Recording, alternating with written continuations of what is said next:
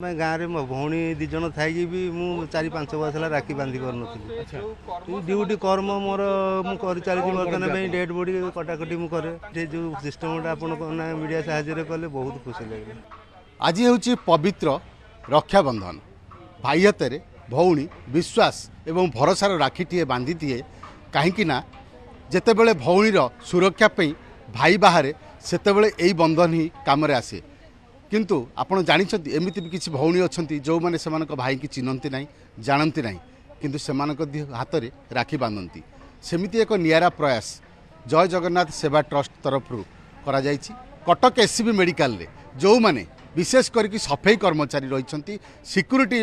कर्मचारी रही जो मैंने एमरजेंसी रही विशेष कर जो मैंने शव व्यवच्छेद करती किंतु आज से भौणी मैंने से सदस्य मैंने आसी से हाथ में राखी बांधुंट ये हूँ तार चित्र राखी बंधा वर्तमान चली विशेष कर जो मैंने अच्छा सफाई कर्मचारी जो मैंने शव व्यवच्छेद कम लगती से मैंने आम भावुँ बोधे प्रथम थरक ये गोटे नियारा प्रयास करा जायछि। निश्चित भाव में साधुवाद दवा जो मैंने आज ये जगह को आसी से भाई मान को राखी पिंधे मिठा खुआई से संपर्कर डोर को हाथ में बांधि आम निश्चित भाव प्रतिक्रिया ना प्रथम प्रतिक्रिया ना सेवा ट्रस्ट जो भौणी अच्छा आपण गोटे प्रतिक्रिया ना चाहिए एमती तो सब बेले आपण मैंने राखी बांधती आज एमती कहीं आसिले एससीबी मेडिकल को एवं जो मान को आप राखी बांधुंट से माने सफाई कर्मचारी से माने मर शरीर को शव व्यवच्छेद करते। आज्ञा जय जगन्नाथ मु सविता महाराणा आम तो निज घरे भाई को राति बांधु किंतु जो भाई मैंने आसिक त्याग करके आसिक रही तो निज भौणी पाखे ना ये आम चाहूँ आम निश्चिंत भाव में बांधु से गोटे आम कथा है आसिलु करने। निश्चित भाव में जय जगन्नाथ सेवा ट्रस्ट जो मैंने सदस्य रही शुणुले आम कि प्रतिक्रिया नवा ये गोटे नियारा प्रयास निश्चित सब आपण मैंने नियारा प्रयास करी आज ये गोटे समस्त की रक्षाबंधन अवसर में गोटे भल वार्ता समाज को दब निश्चित देखु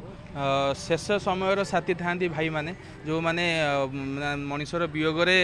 शेष समय शव सत्कार हो सफाई हो तो जो कार्यक्रम करवाटा बहुत कष्टसाध्य होता है भाई मैंने करती सुरक्षा गोटे स्नेह गोटे वार्ता देवाई आम गोटे प्रयास करूँ कहीं एटी प्राय लोक जो लोक वियोग होता है से आसी था खोजी था यथाशीघ्र पोस्टमार्टम हो जाऊ आम केमती घर को लेकिन जा शव सत्कार करवा कि से रक्त से मांस से हाड़ भितर पशिकी भाई समस्ते सफाई करते माने पोस्टमार्टम करते तो भाई मानक सलाम आउ से आम भौणी आम ग्रुप तरफ आसी भाई मानक साधुवाद देवाई आपड़ शुणुले विशेष कर जहाँ प्रतिक्रिया दौले शेष समय साथी अर्थात जिते शव व्यवच्छेद करा जाए सेतेबेले मनुष्यर शेष समय यही माने ही से सेवा करते आम निश्चय भाव प्रतिक्रिया नवा प्रथम आपन गोटे पचार चाहिए ये राखी तो आज पूर्णमी आप घरे आम भावुँ निश्चय आप भौणी राखी पिंधे कि ये गोटे नियारा प्रयास कौन कौन कौन बहुत खुशी लगे बर्तमान में गाँव में मो भौणी दिज थी भी मु 4-5 वर्ष है राखी बांधि पार ड्यूटी कर्म मोर मुझे चली बर्तमान डेड बॉडी कटाकटी मुझे आनाटोमी डेड बॉडी एम्बालिंग करवा ये सब काम मुझे आपर जापरनी व्यस्त बहुल भितर मुझे गाँव बर्तमान ये जो सिस्टम आप मीडिया साहाय्य कले बहुत खुशी लगे। आपको लगे कि आप भौणी हाँ हाँ मो भौणी बहुत आहरी भी भल लगे बहुत सुंदर लगे आपण मान गोटे प्रकार घृण चक्र समस्ते देखते आपण मैंने पोस्टमार्टम करती व्यवच्छेद करती सबको तेणु आज किंतु से गोटे मनोभाव ना ना आज से मनोभाव ना बहुत भल लगे। निश्चित भाव में आप शुणुले बहुत खुशी अच्छा दीर्घ 5 वर्ष धरी निज भौणी पाखक जापारी ना कारण ये एमरजेंसी कम से निजक नियोजित करते डेड बॉडी आसो जो शवटी आसो व्यवच्छेद करेंगे ताकि प्रथम कर्तव्य आम सहित जो सुरक्षाकर्मी अच्छा जो मैंने विशेष करके एससीबी मेडिकल सुरक्षा दायित्व था छुट्टी न थाए राखी हो जेकोसी पर्व हो आप पचार केमती आप लगुच खुशी अच्छी बहुत यहाँ गोटे भल प्रयास कले ये आम बहुत खुशी अच्छे आम तो दिन राति 24 घंटा अच्छु कौन लोक सेवार अच्छु कौन मुर्दार आसिले राति अधे आसिले भी मुझे रखे किसी असुविधा नहीं। निश्चित भाव में आप शुणुले प्रतिक्रिया आम कि प्रतिक्रिया नवा हाँ निश्चित आमको बांधे आप गोटे प्रतिक्रिया ना चेष्टा करी ଯେ ସବୁଠୁ ବଡ଼ କଥା ହେଉଛି ଆପଣମାନେ ସବୁଆଡ଼େ ଯାଉଛନ୍ତି, ଆପଣ ଯେତେବେଳେ ଆସିକି ଦେଖିଲେ ଏଇ ଲୋକମାନେ ଡେଡ୍ ବଡି କେଉଁ କାଟୁଛନ୍ତି ଶବ ବ୍ୟବଚ୍ଛେଦ କରୁଛନ୍ତି, ଟିକେ ଡର ଲାଗିଲାନି? ନାଇଁ ଡର ଲାଗିଲାନି। କାହିଁକି?